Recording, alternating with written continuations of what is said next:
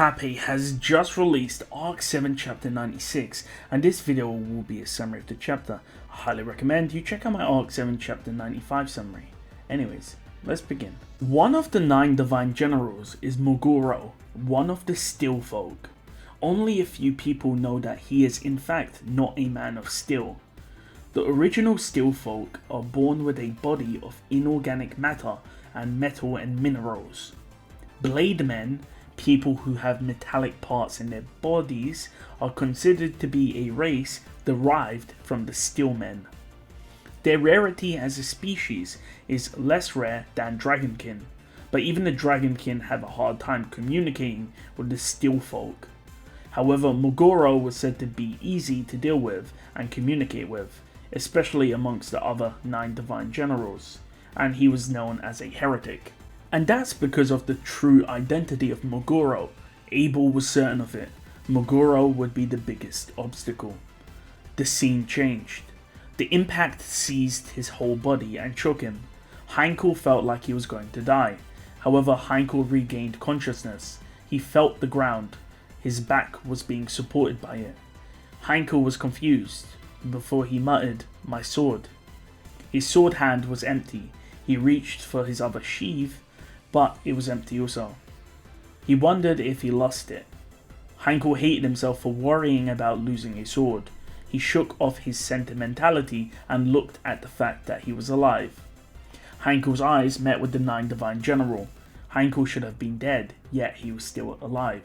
Why? He looked around, and Heinkel gasped. To his right, the world was burning. To his left, a giant cloud dragon was flying. A shadow covered Heinkel's body as he saw rocks being lobbed at Moguro. Moguro was huge, with an army of stone dolls at his feet. Moguro was the apex itself.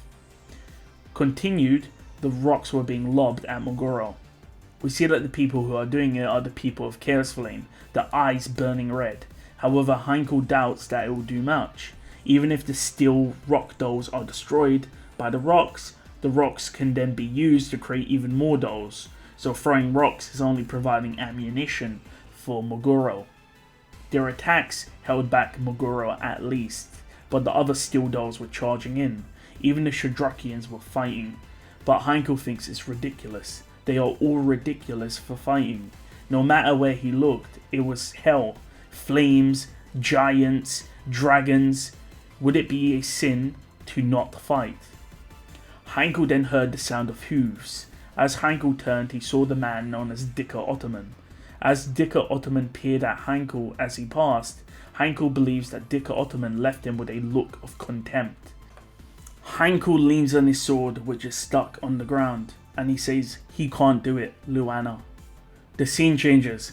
As he passed the red-haired swordsman, who looked like he had given up on the battle, Dhikr Ottoman felt compassion for the man.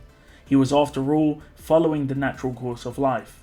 The red-haired swordsman was probably not from Wallachia, therefore it's not fair to ask him to behave the same as the people of Wallachia, where being strong is all that matters. Dhikr Ottoman was only here since he came from a long line of a military family. If he did not have his family's backing or history, he would never have been the general he was today. After all, you needed to be strong in Wallachia. As Dhikr Ottoman charged forward, he announced himself as Dhikr Ottoman the Coward. He rallied the troops as they charged. The people of Chaos Flame threw rocks and the Shadrakians shot arrows, providing cover for Dhikr Ottoman and his men. Dhikr looked at his blade and continued charging. Jamal now runs alongside Dhikr Ottoman, stating he didn't expect the womanizer to lead the charge. Jamal also says that there are many enemies and he's having fun. Dhikr Ottoman says he'll speak to Moguro, and Jamal says he will help out. Jamal then outran Dhikr Ottoman and cleared the way the stone dolls which were blocking Dhikr Ottoman's path. As Dhikr Ottoman looks, he states, "As you wish, your excellency." Almost at the same time, the crystal on top of the royal palace of the imperial capital twinkled at the same time he prayed. The scene changes. In the battle, the picture that Abel painted had changed. The first is the appearance of Priscilla and her fight at the first apex. The second is Otto's ability to gather information. The third is Garfiel, who defeated Kathmar. And the fourth is Emilia, who provoked Madeline and made her call the dragon. Whilst all of these events added colour to Abel's painting, the finished product was more or less the same. If one apex falls, then victory is achieved. The Crystal Palace has magic stones inside it, made from the purest magic. It can be used as a weapon to target enemies.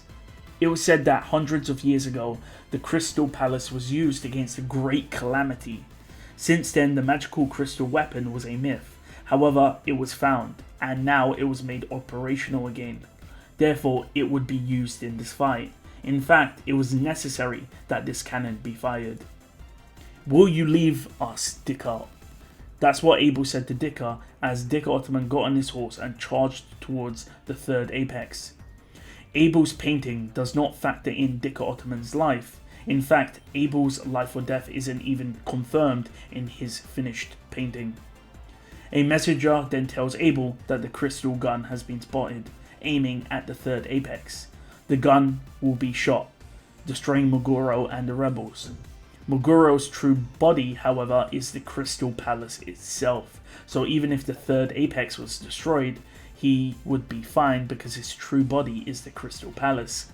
However, the rebels that are charging the apex will all be wiped out, but that's fine because the gun will be offline. However, the messenger then said that the aim of fire was different, and this caught Abel off guard. His prediction was wrong. The scene changed. As Dhikr Ottoman charged forward, he saw the glint at the top of the royal palace. He knew he was dead because that meant that the gun was going to be fired. He closed his eyes and thought of his family as he braced for death. However, nothing happened. He proceeded to open them and look up, and he called out to the girl that he saw floating above, Beatrice. The scene changes. Beatrice is in freefall, and she says that she knew it was something like this. She knew when Dhikr Ottoman came to the tent, he did so because he intended to die. 400 years ago, she saw many people with those same eyes. She did not reach out to help them, but maybe today would be different. Maybe today she would save someone. We see Beatrice is with Louis, who is holding her. Beatrice hasn't forgiven the girl, however for now she will believe in Natsuki Subaru's feelings. Beatrice was high up in the sky. Louis was teleporting rapidly in the air, gaining height, higher and higher, higher than the city walls. The crystal gun aims and fires at Dhikr Ottoman and his friends. However, Beatrice mutters the words Al-Shamak, and a hole which swallows the light fired by the cannon causes it to be swallowed from the world itself. The scene changes. If Abel's predictions were true, then the damage would have been enormous. The magic cannon did not cause the damage it needed to do, and now Dhikr Ottoman was now fighting the stone dolls. Emilia's battle with Madeline and the descent of Mesioria. Yorna and Priscilla fighting the spirit eater Arakia. Garfiel being chased down by Obart. Otto and Petra with Medium fighting a man. The magic cannon shot didn't affect them. However, if they lost, it would be unfavourable. Louis cries out. In her arms, Beatrice starts fading away. Beatrice's existence is ripped from the world itself. Louis screamed, but Beatrice was being erased. It didn't matter how much she screamed. After all, Beatrice used too much power. However, Louis noticed something, so she jumped and jumped again. She kept jumping and then handed the extremely light girl to the boy.